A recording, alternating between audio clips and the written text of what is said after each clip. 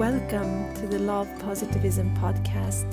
I'm Shireen Oberg and I'm a yoga teacher and author devoted to the path of healing and heart-based living. And I want to help you to step into what you truly are and to your highest potential. On this podcast, I share with you tools and insights to help you move ever forward on your spiritual and healing path. With guests from all over the world, from different wisdom traditions, I wish to create a web of loving energy that permeates the whole world to create more love and peace. You can connect with me on Instagram, Facebook, and YouTube for more guidance and love. Hi, and welcome to this week's episode. I'm so happy that you're here, and I hope that you're enjoying the end of the year, that things are slowing down, that you can take time for contemplation and rest, and just to be with yourself, with those that you love, and to really feel gratitude for the year that has gone. So much has happened. I think all of our lives have changed in one or another way, and we can really thank our body, our embodiment here on earth for this beautiful experience of both lessons and blessings. And this week's episode is all about my favorite topic, which is Chinese medicine healing and also Qigong. I have a podcast guest, which is Sai Calder. He's really a master in this field. He's been doing this for over 30 years. His partner, which is Beta, and she has been on the podcast before. She's also co-hosted the trauma-informed mindfulness and yoga training that I've done recently that she talked about on her episode. And he's a great teacher and resource for all of these healing practices. He's been studying the body and the energetic systems in the body and health and medicine and spiritual practice for over 30 years and traveled a lot around the world, living in India and now in Bali. So it's a really lifelong practice that he's been doing and creating his own systems called Life Force Dynamics and Life Force Qigong. And he's sharing trainings all around the world with his partner Beta Lisboa. He has teaching classes both online and physically, and also teaching through the Integral Body Institute in Poland. His studies revolved around learning Qigong, dynamic yoga, Yin Fascial yoga, meditation, martial arts, functional fascia training, Chinese medicine, inner wisdom, pathworking, and personal coaching. So there's a lot there, and he's going to share on this episode more about Chinese medicine healing, how to work with it, how to utilize Qigong and yoga in our lives. And also we get into the winter season in Chinese medicine, and we are currently in the water element, so we talk about that, and how cold showers can also support our body in this colder time up in the northern hemisphere. So I hope that you enjoy this episode, and I also am very excited to have a show partner this episode. It's Dao Labs. I don't know if you remember, I had Dr. Eric Karchmer on the episode, the 70th episode, and he has over 20 years of education in traditional Chinese medicine and has developed Dao Labs, which is a company that creates these beautiful herbal formulas, and he's put so much love and effort into creating this, and they have amazing, easy to use herbal formulas. And he's a respected academic and a practitioner of Chinese medicine. He has designed very beautiful mixes of herbs to bring a balance to the mind and body and spirit. And the purpose and the aim of Dao Labs, Dao, which comes from Taoism and the way, it's to deliver wellness through the wisdom of Chinese medicine and the healing powers of their innovative products. And their products are all quality assured, enticing flavors, sustainable, and easy and convenient. And it can feel hard to start working with herbal medicine. It's an ancient practice, and maybe not so many resources out there to learn everything by yourself, but these are really great and easy to use products for different imbalances in the body, or just to boost the body and energy. And for this season now, which is in the northern hemisphere more cold, and we have more colds, and in Chinese medicine a cold is a cold attack. It can cause disharmony in the body if we're not protecting the body. And they have developed this 3-solution bundle that is called Protect and Recover, that enhances the body's natural defenses. So for all you listeners, we have just had the opportunity to get a discount code from Dow Labs. I'm very grateful for that. It's Positivism 15. So I will share that in the show notes and the link to their website, and you can check these different products out in the bundle. And if you haven't listened to episode 70, you can listen to it to learn a little bit about the history and the benefits of herbal medicine, herbal formulas that can help you balance your body, connect with Mother Earth, and to, just feel how it feels to work with plants. So I hope you enjoyed this week's episode, and I'm sending you so much love and New Year blessings. Hi, Sai. Welcome to the podcast. Hi, Shireen. Lovely to be here. Thank you so much for inviting me. It's a pleasure to be here. I'm so grateful that you're here, and we have so much interesting things to talk about today, and for you to share what you do. So I always start by asking if you have any daily practice that you want to share with us that feels good to you and keeps you grounded, and just sharing that. Absolutely. One of the most important things I find, because we have so many practices, especially at this point in history, we're open to such a diversity and a wealth of practice and information, is to take a moment when we first wake up. And this is actually an old North American Indian practice and an old Taoist practice. Just take a moment, just check in. So there's not a rigidity of practice coming, and this is what I love to do. And sometimes I find myself not doing what I had planned to do in adaptation of waking up to find where I am in that moment. But generally, there's a wake-up call of a certain amount of slowness to wake up in the morning. Not grabbing the phone first thing, being with the sounds, with the senses, being with my partner. We spend time co-regulating each other just as we're waking up. And then there seems to be a point naturally around kind of 6:30, 7 o'clock, sometimes earlier, depending on the time of year, 6, where we get up.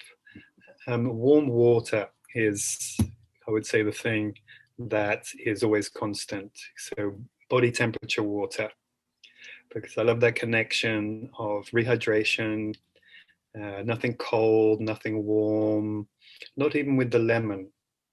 I used to take the lemon, and then what happens with the contraction around the astringency of the lemon is quite specific to, reducing the liver qi, or, holding the liver qi in place to a certain extent. So warm water. And then you'll wake up with a small amount of superfoods, a little bit of meditation, and then usually with a Qigong practice. And which Qigong practice is coming in the morning, again, depends on where I find myself waking up into. So much appears within that first meditation. Sit down, get into presence, just connect with the self, connect with the environment, and then life starts to flow.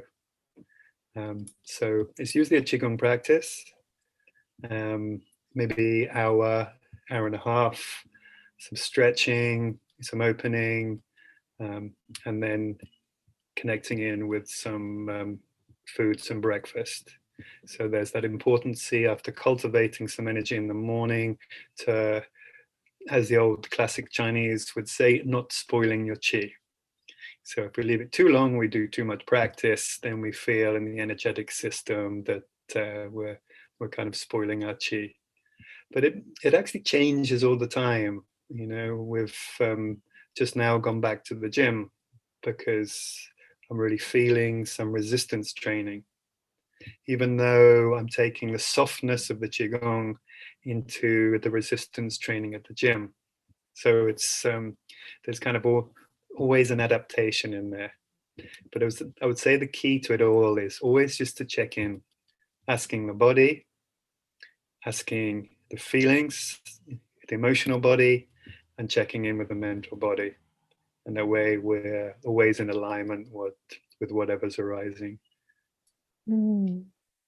That is so beautiful. So many great tips and tools in these different practices. And I really love the thing about like taking the time. It really makes a difference if you take your time in the morning or if you're rushing to do anything, because it really sets the tone for the day. And I think that we're so sensitive in the morning that we can't take too much, like too much information and too much impressions. It's really like a soft way to come back to this world is to take it easy and integrate the night. Maybe I also like to think about the dreams I've had just to see if it's any message I need to know.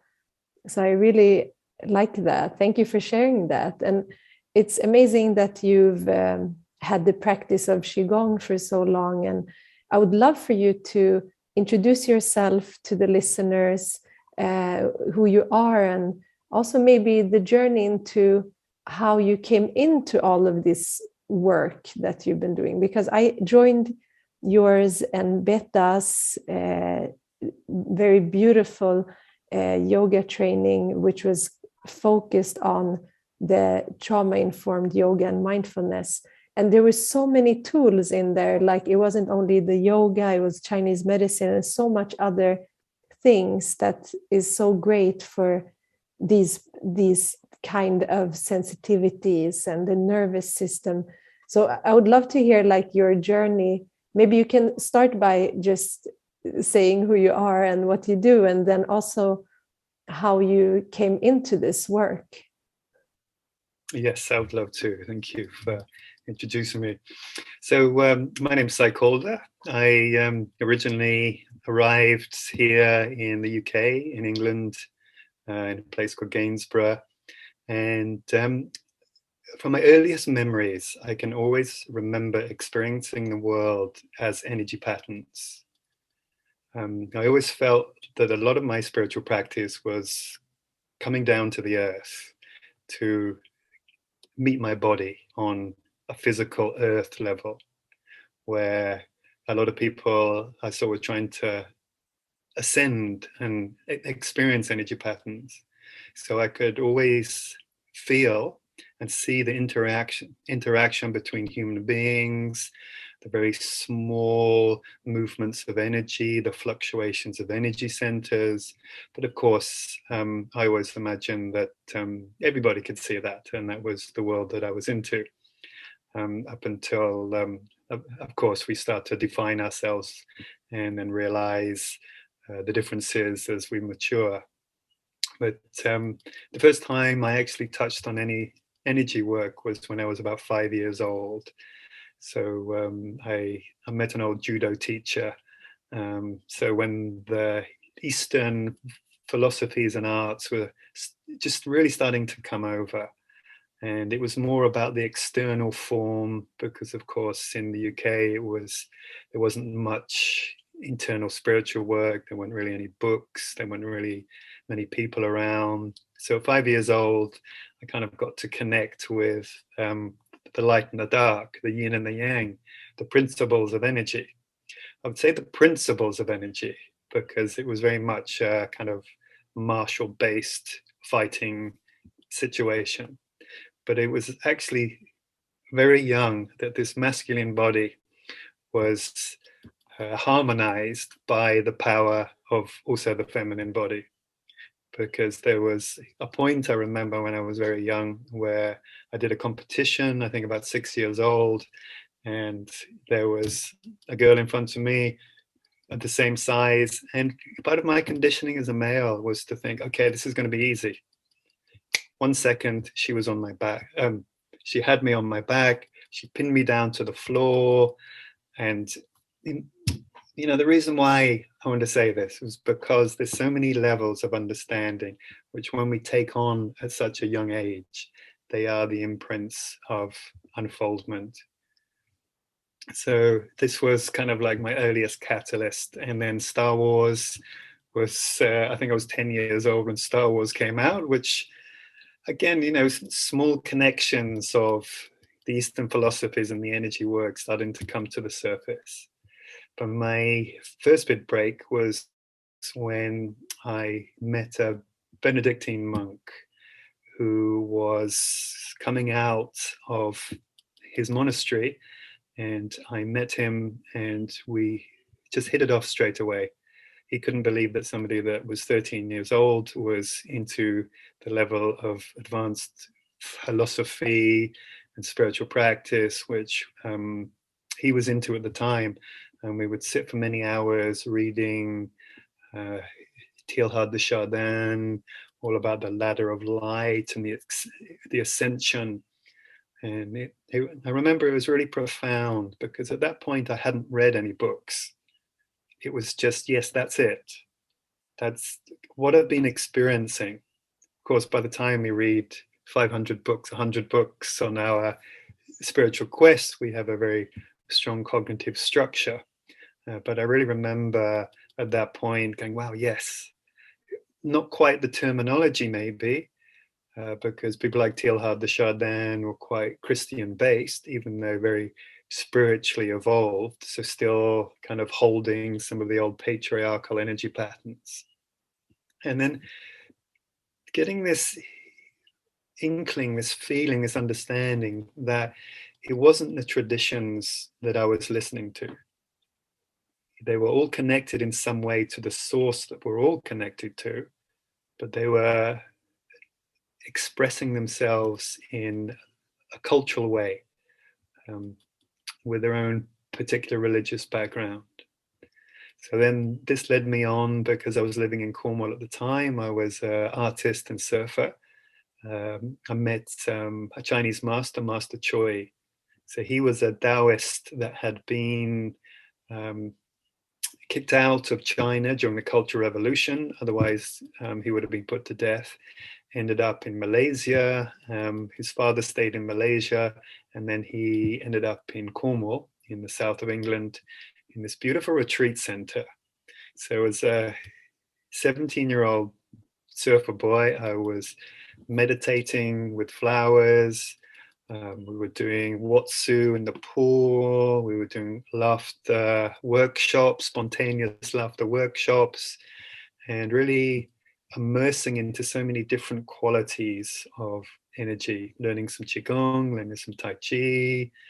And I would say this was the real, okay, wow, this is what I was always really feeling, a connection to direct experience. You know, that direct feeling of the body, direct feeling of the energy, and the correlation between what we feel and what we truly intuitively experience. And then words seem to arise from this, as opposed to the other way around of having the words and then trying to look for the experience, because of course we're looking from the mind. So from here, I was in art college and carry on training and studying with Master Choi. And then after leaving college, I was in Brighton for a while. So I started studying Ashtanga yoga there and other forms of yoga. And my friend gave me a batik of Shiva. And I would meditate on this batik in Shiva. And the batik would say, come to India, come to India. And in my, how was I, 25, 26, I sold everything with my partner at the time and arrived in India. My actual plan was to be in India for 6 months and then go to San Francisco. So having two kind of opposing cultures to really experience the culture of the world. As it was, I ended up staying in India and having over 25 years of going back to India every year. And it was really like coming home.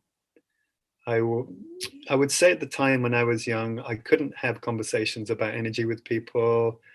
It was, even the people that did experience energy didn't really want to talk about it. There was still this old imprint of strangeness and a bit weird, maybe fear of being extradited from their groups.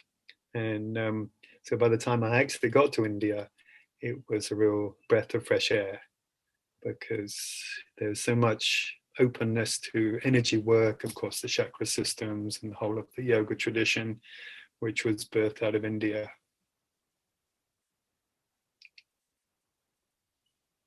Yeah, that's amazing. And during your time in India, was it to integrate more of the yoga and you were teaching, and did you get into, how did you then evolve that into the more Chinese medicine and all of that came from, of course, when you were, I guess, when you were in the UK already, when you were that young, or how did that come into place for you? Yes.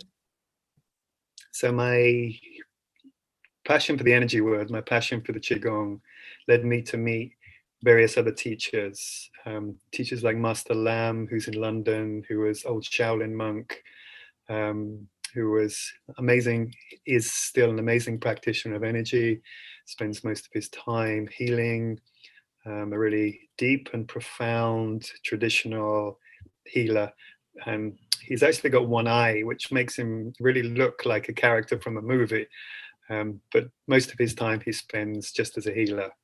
So I studied with him and his one of his top students. So we would spend a lot of time doing standing practice, cultivating energy, understanding where my lower dantian was. And this was the game changer. Free floating in the energy world, or free floating in our thoughts and our emotions anyway, we require to a certain extent a center. And this is such a profound change in energy. And I remember one day being shown where my lower energy center was, my lower dantian, and having a center changed my whole perspective of everything I did, everything in life. So then once you have your center and you're coming from your own center, of course, then you're finding ourselves more guided through life. So I went from one Qigong teacher to another, to study yoga, to study shamanism, to study meditation, body work, where we really kind of key into this passion to unfold and evolve. So while I was still in England and while I was living in Brighton, I really had this passion to find as many teachers and as much information as I could. So I was studying yoga, I was studying shamanism, I was studying Qigong, and of course anything else which was available at the time.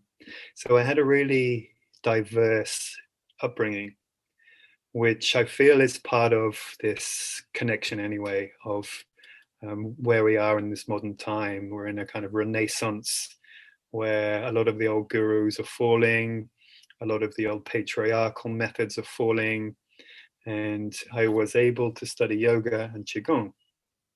And a lot of the time, Qigong is the foundation of martial arts.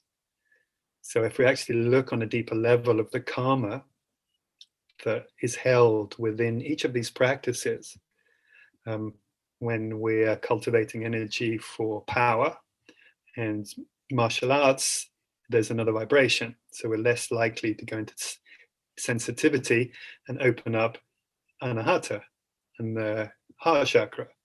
So then I was studying yoga, which was more heart-based. And I was feeling, well, the energy world is the energy world, whether we call it Qigong or whether we call it Kundalini or whether we call it yoga. But from a heart-based perspective, the world was a profoundly beautiful place. And where some of the teachers I met in Qigong, in a way, because of the martial attitude, things were closing down. So then I was able to really kind of, without knowing where I was going, have really deep intuitive understandings that it was heart-based. So the energy centers were working, but then able to cultivate the power and presence from Qigong. Because let's say when we have a yoga practice, especially Ashtanga, it's on the mat. I'm not really taking much of my Ashtanga into the other 95% of my day. And I would watch Ashtanga teachers, how they held their bodies after the practice, also what they did with their energy. And I also got to talk to them about the pains in their bodies, which when we apply some Qigong methodology, well, Qigong is 24/7. We're sleeping energy, we're talking energy, we're communicating this energy. So then it seemed to be a natural process. Because I never had any consideration to teach.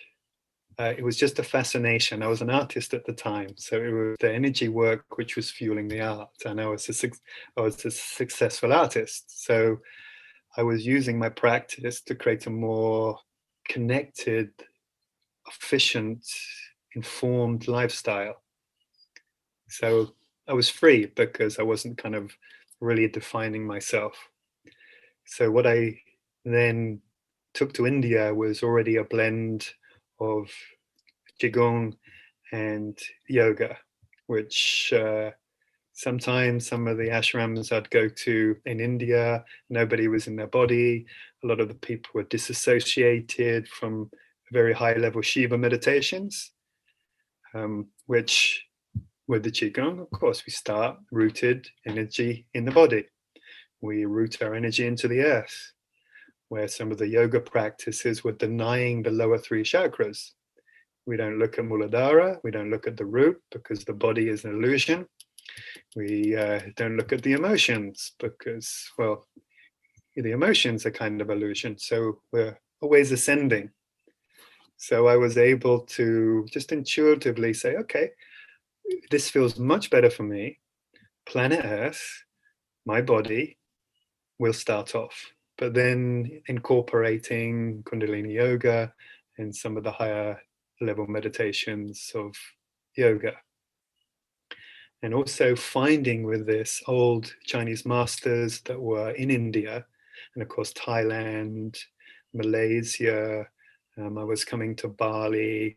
There's a lot of old Chinese masters in Malaysia and Bali. So I got to study with these when my visa was out. So I'd do 6 months in India and then head further east to connect with Chinese teachers to go back to India and then connect with my Indian teachers.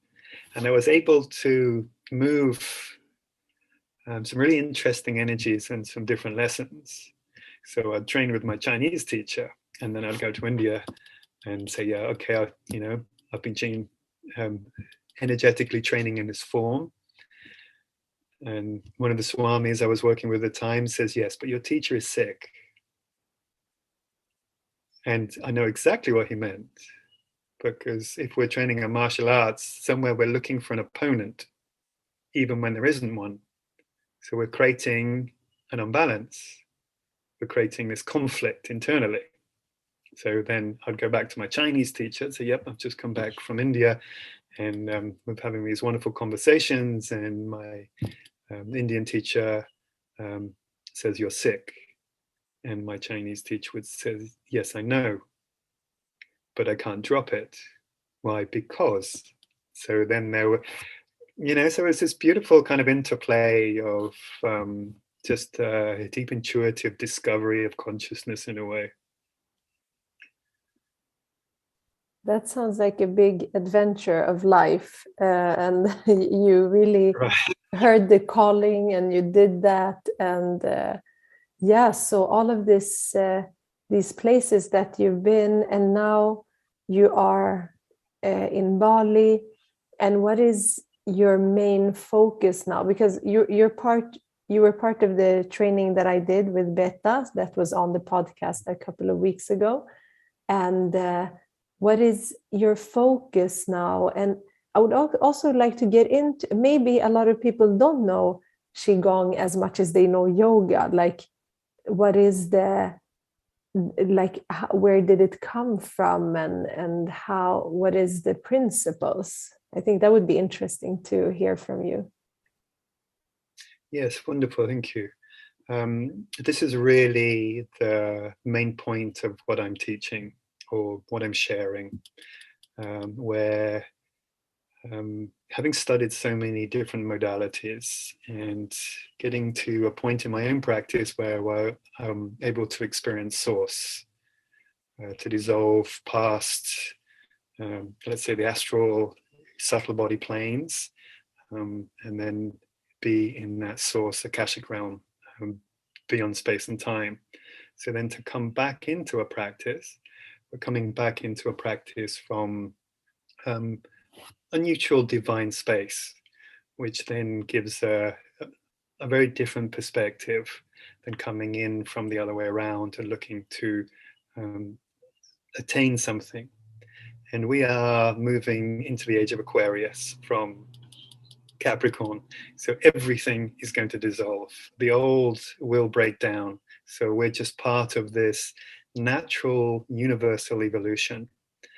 And part of what I'm trying to do is share really what Qigong is.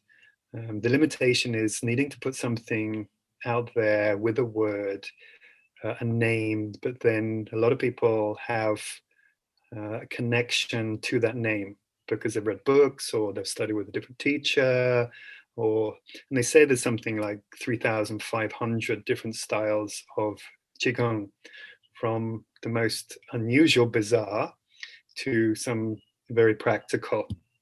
I always know when I have, because I've been teaching here in Bali Spirit Festival, so we have some Korean students of Korean masters coming over and doing a standing practice to cultivate some energy. We have some students that as soon as they go into an energetic form, they're releasing. The whole body is just spontaneously moving. And then we can see how the master's training the student. And then I speak to those students afterwards, and they tell me how amazing their master is and how powerful he is, and that this is the practice which has been destined from the master. And so I asked them, but is that what you want to do with your practice? Oh, I don't know. It's all about the master's power. So then expressing, well, the master's going to the source, which is where we're all drawing our energy from. And understanding that this connection to the source, connection to our own power, is coming from this free, individuated, spiritual understanding that we all inherently have. Okay, so when we understand the possibilities, one of the possibilities, let's say, of Qigong, is really on a very practical level, when we have no residual tensions in the body. So the first thing we do is dissolve our residual tension.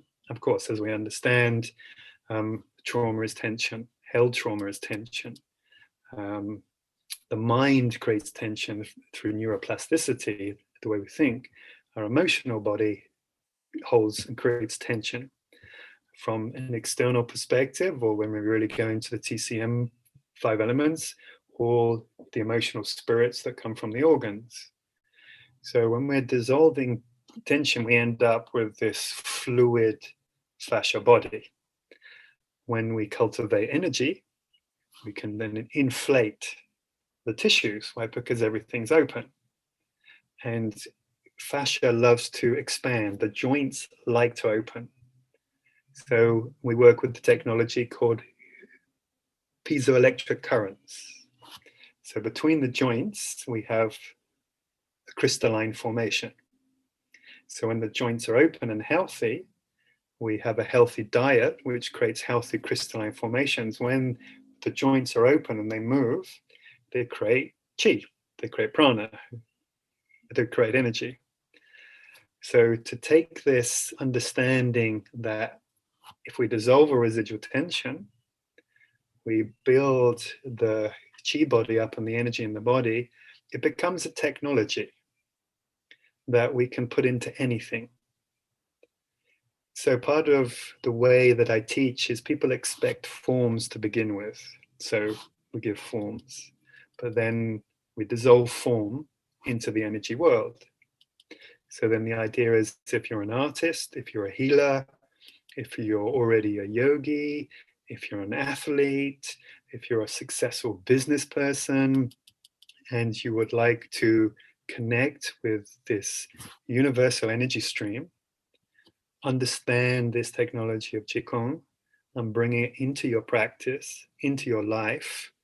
And I kind of like to look at it in a way of, if you were investing into a lifetime business, and we saw the perspective of, well, potentially they say that DNA can last for up to 150 years. So potentially we have 150 years in the body. And when we look at some of the old yogis and the Taoist sages, well, they're said to even progress even older than this, up to 240, some of them, because of a healthy Qigong practice. Quiet mind, the right diet, balanced emotions, healthy, free, fluid, almost childlike body because it's soft and open. So if we take that as a practical understanding, I seriously damaged my spine when I was 35 doing Ashtanga yoga in India. So a teacher came in when I was in Kramasana, sat on my back and injured lumbar 4, lumbar 5, ripped the sacroiliac tendons. So I went from a very athletic human being to almost invertebrate in a split second.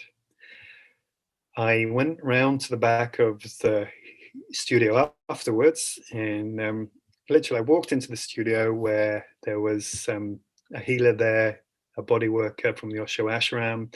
She kind of looked at me and went, "Stanga?" I went, "Yes." "Sacroiliac tendons, lower back?" I went, "Yeah." "On the bed." Like I was another one in a line of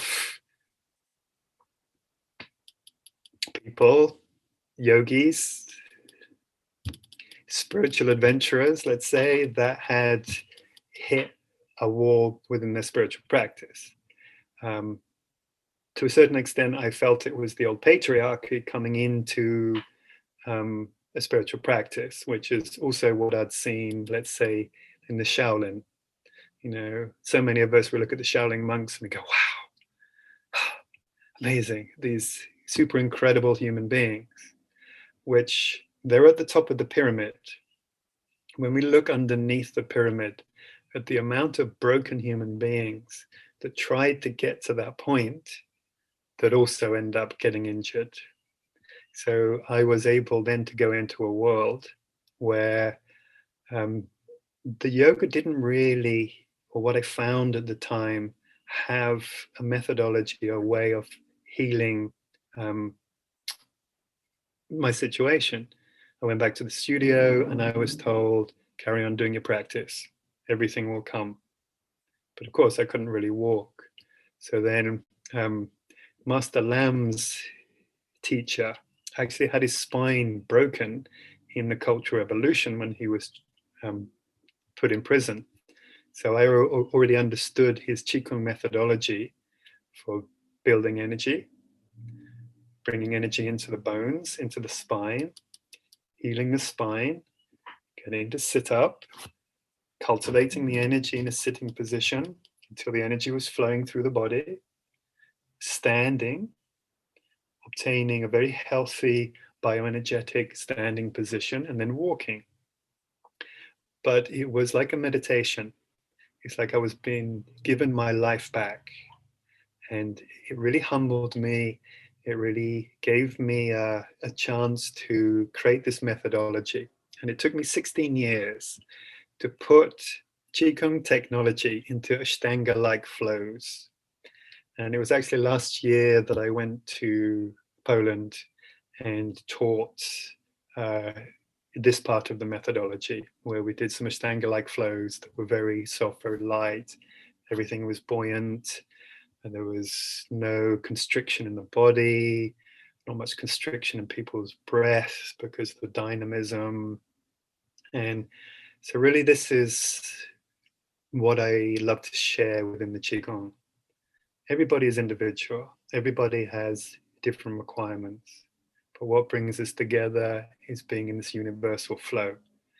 And how can we create a constant lifestyle out of this flow? And one of the benefits of that, and I've worked with some high-level businessmen that, of course, are required to get sensitive, to connect to the universal stream of energy and life and sensitivity to progress within their practice, which for some of them was because they were, let's say, mid-50s, and the gym just wasn't doing it for them anymore. So then I could see that teaching energy arts at this level was also transforming these powerful men who, some of these men were responsible for cutting down large parts of the Amazon. And then, of course, all of a sudden we're there connecting into the life force, connecting into tree energy. And you see the realization that some of these men had with the energy work and the Qigong. So it's kind of completely away from the martial side and much more into consciousness activation and health and awareness. It starts to sound a little bit more like yoga.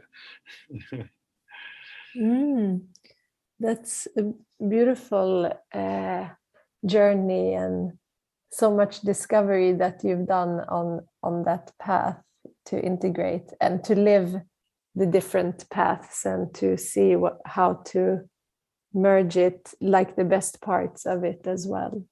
And I'm also I'm like a question popped up now, because we're really entering here up in the north. We're really coming into I'm thinking about the elements and everything that we're working with in Chinese medicine, how important it is to be connected to the seasons, but also to like our inner seasons and cycles. Like you said, it's so important. We're so different, all of us, and we come in with, we have a certain nature. But it's really interesting to hear from you, like now that we are, so the northern part of the world is going into winter, and the water element.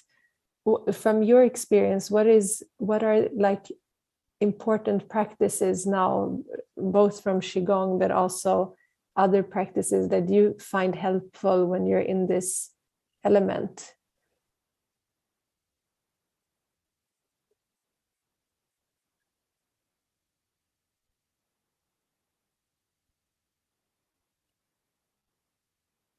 Wintertime is, as we know, so much the kidneys.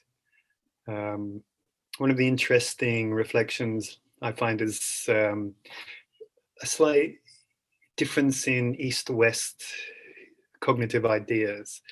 That in the West, if we're a fire type, we usually go for a fire practice. So we can see to a certain extent in the winter, in relation to the kidneys, where we kind of have a double yin. We're coming in, the cold is contracting, plus the yin of the kidneys, which is required to contract. When the kidneys become weak, there's a lack of even a drawing down to be able to take the breath in the body. So protecting the kidneys, keeping the kidneys in a harmonized way. So, we're in and out of artificial environments the whole time. We have synthetic heating, which now for most of us isn't even a natural fire. It's something we turn on and turn off, and then we go outside. And we have this mantra a lot of the time that, let's say, I'm not happy with the cold. So then we kind of bring that contraction even before we enter into that situation. And there's actually some great breathing techniques and cold shower techniques that work really well, where we can change our connection to the cold. Because I'm naturally from England and I was born with cold trauma. I would contract in a hot room if we are talking about going outside in the wet and the cold, because it's just part of English society to complain about the rain and to complain about the cold. So we already have this mantra that we're going to be cold. So we create neuroplasticity by our thoughts and emotions around being cold, or automatically contracting. So if we contract, we're drawing whatever is coming from the outside world into the body. So one of the great ways to get over that contraction is to do the 3 cold showers. The first part of the shower is to have a warm shower. So the body softens and opens. So in a way we can see this as kind of a spiritual practice. When the body is closed, prana is not moving, chi is not moving. When the body is open and the tissues are open, then chi is moving, energy is moving. So we want to be able to find this state within the cold shower. So a warm shower allows us to kind of settle in. First cold shower, watch what happens to the body. Watch what happens to the breath. So we have our meditation, usually holding the breath and contracting the body, which means we're actually pulling the cold in to make us get cold. So maybe 10, 15 seconds, 20 seconds, we get better at it as time progresses. Second cold shower, it's not quite as cold as the first one, so we find less contraction. Maybe if we have a mantra, we can hold the mantra, so we're holding a point, which also stops the contraction. After the second shower, another warm shower. And it's the third cold shower which gets really interesting. It equalizes out our body temperature. So we don't really feel cold, but we don't really feel warm at the same time. And that's what happens when all the chi, all the prana comes to the surface of the skin, as opposed to contracting into the body, which is where people get cold fingers and cold toes, because the body is registering and drawing the heat and the blood flow into the core to keep the body alive. But here we're keeping circulation through the fingers and on the periphery of the body, which creates its own heat. So we're working with meditation, we're working with being able to create fire and rebalancing the autonomic nervous system. Very similar to the trauma release situation, we're allowing life to carry on flowing. So it's a great way to start acclimatizing. That's and there's lovely. Yeah, I've heard about that a lot. Hmm. But is it also good for all body types, or is there any, if you are predominantly any element in your body that it's not ideal for, or?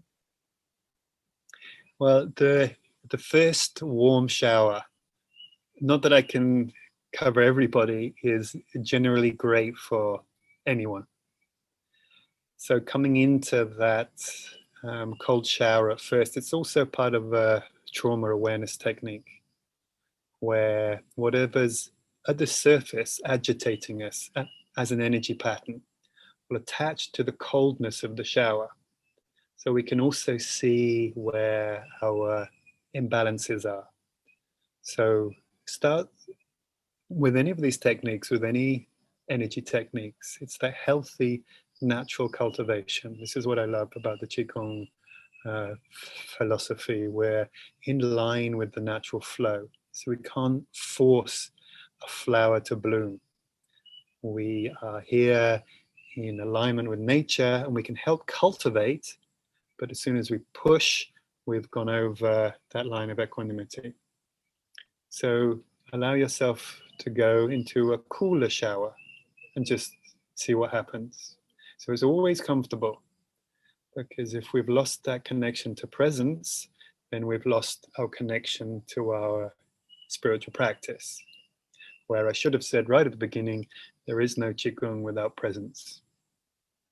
So we're understanding at the core how our energy is moving. So let's say for somebody that's pregnant, or somebody that's trauma sensitive, or somebody that's just generally energetically sensitive anyway, start slowly. Watch what happens with the breath. As soon as we hold the breath, prana, chi, has stopped moving. So then we're moving in the opposite direction to life. It becomes antibiotic as opposed to biotic. So our meditation for all our modalities is very simple and very practical, but we find ourselves in different situations with different qualities, understanding the same method. So I'd say just about anybody can start this practice. That was kind of a long-winded way to say it, but yeah. No, but it's a great way to explain it. And is there anything else, like any, of course it's important with the warming foods and things like that, but is there any other specific thing that you have used that you find was good during the cold, like more water element time? Mm-hmm. You touched on one of the most important aspects is diet. We can have really wonderful practice, a really wonderful Qigong practice, and then we go out, we eat a sugary cake, we eat a lot of cheese, we eat a lot of bread, gluten, and there's this wonderful situation called the spleen vampire, where we have all this wonderful fire happening in the spleen and the stomach, which is warming the body. And of course, when we start to look at that area where the stomach is, we've got a connection of the liver, the stomach, we've got the solar plex energy in here. There's actually a piece of fascia in here, which is thermoreactive, called the minor omentum, which heats the whole area up. One thing that can take away that heat and retard the stomach chi is cheese. Not only that, it then forms mucus and phlegm. What happens to that phlegm? It comes up to the lungs, it sits in the stomach, it retards the whole energy of the system. So here we really look at the old yogic practices of keeping the agni, keeping the fire burning.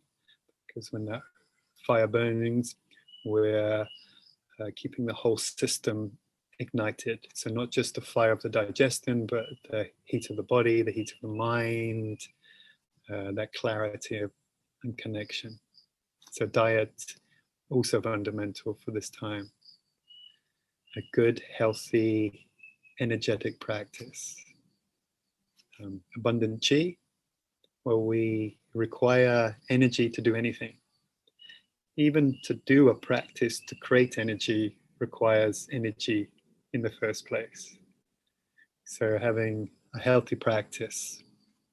Traditionally, we'd practice the water element in the season before winter. So we'd already have an abundance, a storehouse of healthy water energy, healthy kidney energy to go into the winter with.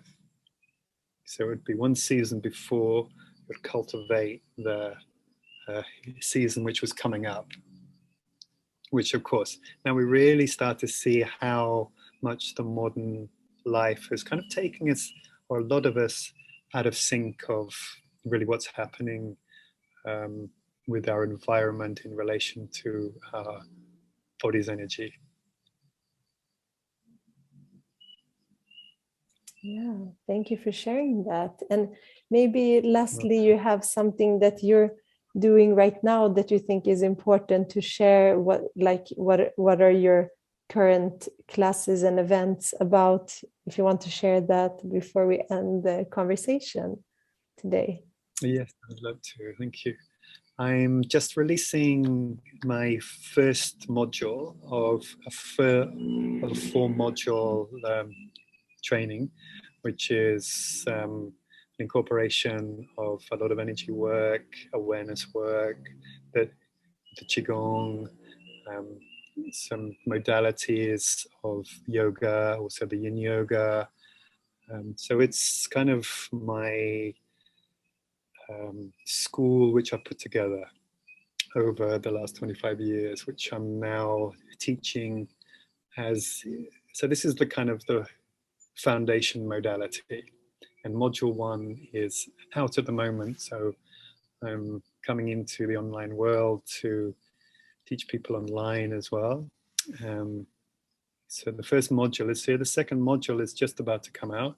First module covers the foundation, so rooting, grounding, reducing the residual tension in the body, very important energetic connections, so we understand when we are moving from a position of chi or a position of prana, which again is fundamental for our cultivation in the energy world or our spiritual cultivation.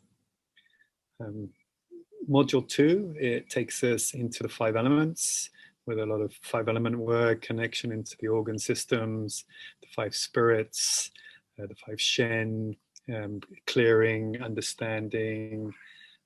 Generally, what do I find with a lot of us wonderful human beings is we have an understanding of the outside of the body, maybe an understanding of the muscle, maybe an understanding of the spine, but there's a part of us in the middle where the organs are, where our cognitive structure, our awareness doesn't really meet. But by the time you've connected, or we've connected with the organ system, we've filled that middle area. We understand the connection to the emotions, the connection to the thought states that come through the organ system and the 5 elements. And then there's 2 more modules, which is one which is about strengthening the energy system and strengthening the physical body. And then there's module 4, which is higher level Qigong practices, where we go into ancestry and a lot more internal energy cultivation. So module 1 is just out now. And I'm also teaching one-to-one online for people that would like to do one-to-one sessions.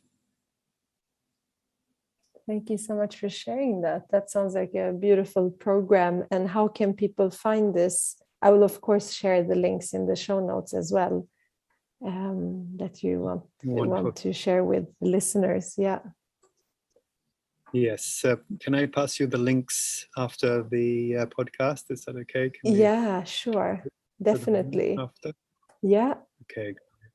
So thank you so much for sharing today and for bringing all of this to the world. It was really interesting to listen to your story, and I can really highly recommend everyone to check out these modules, and also the trauma-informed yoga and mindfulness that I did, which was amazing, and we have even a podcast about that.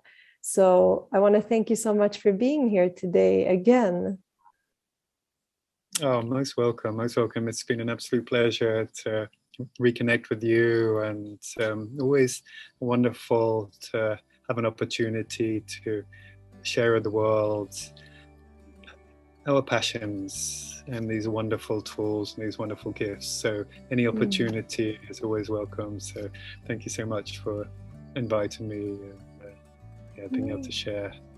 Of course. Thank you so much again. Thank you so much for listening this week. I hope that you got so much inspiration and just tools for your own path and your own healing. I really love Chinese medicine. I studied it for 3 years, and I practice Chinese medicine and acupuncture here in Sweden. I really love the holistic way of viewing the body, to work with it on a physical, energetic way, with the organs, the elements, with the earth, with nature, and just benefiting from the knowledge that we are a part of something bigger, and we all have the ability to heal and to live our fullest and highest energy and potential. So I really hope that you can take something valuable with you from this. And if you want to check out Dao Labs, you have the links in the show notes for their herbal formulas. So check that out. Let's take a deep inhalation and a long exhalation. And have a beautiful end of the year and new year. Thank you.